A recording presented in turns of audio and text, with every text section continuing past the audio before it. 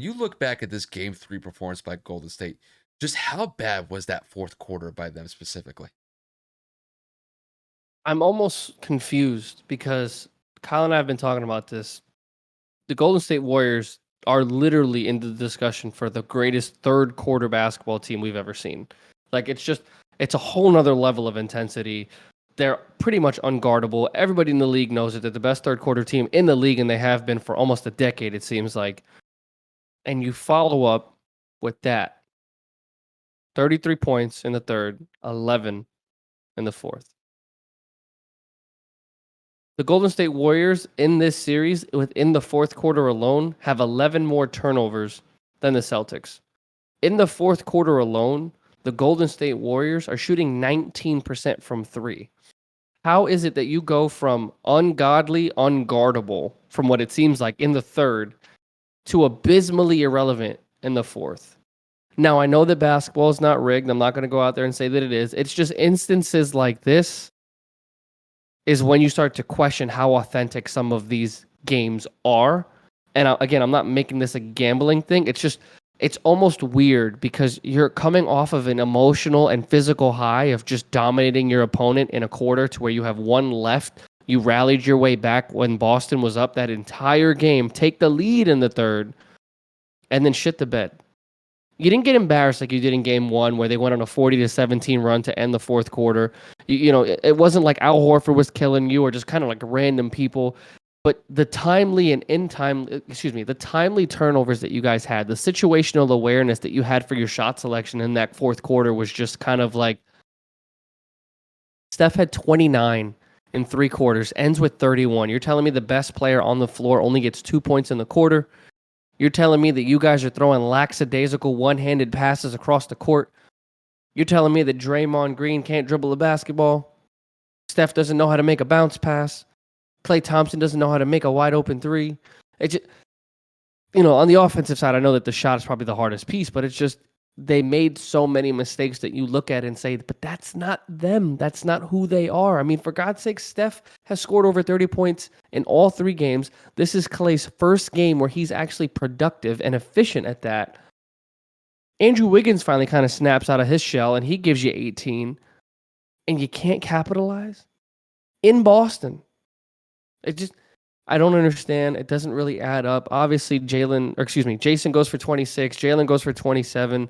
I think Marcus Smart went and got them, I think 22 or 24. At 24. So, I mean, the big three of the Celtics go out there and they capitalize. I mean, kudos to them. I'm not saying that they didn't deserve to win this game. I'm just saying the way that the third started, the way that the third ended, and the way that the fourth quarter had enough hype behind Golden State, it really, really, really looked like Golden State was going to be able to turn it around, take the lead, and really dominate in that second half. And it just goes to show, man, just because you're good in one quarter doesn't mean that you're going to be good for the rest of the game. And this sport is a game of runs. So, kudos to Boston for taking a 2-1 series lead. And Golden State's got to figure this out, or this is about to get out of hand really fast.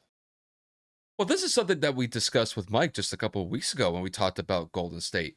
We were all of the mindset that Golden State was a finals contending team, but that there were still some pretty big issues facing this team. And really, like the biggest one that Mike was pointing out was the fact that Golden State is a relatively high turnover or a turnover prone team. And this series so far has proved that.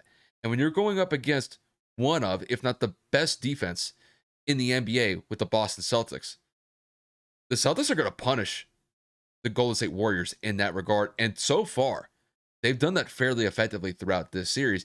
And game three was really just a microcosm of that when you look back at the totality of the series so far.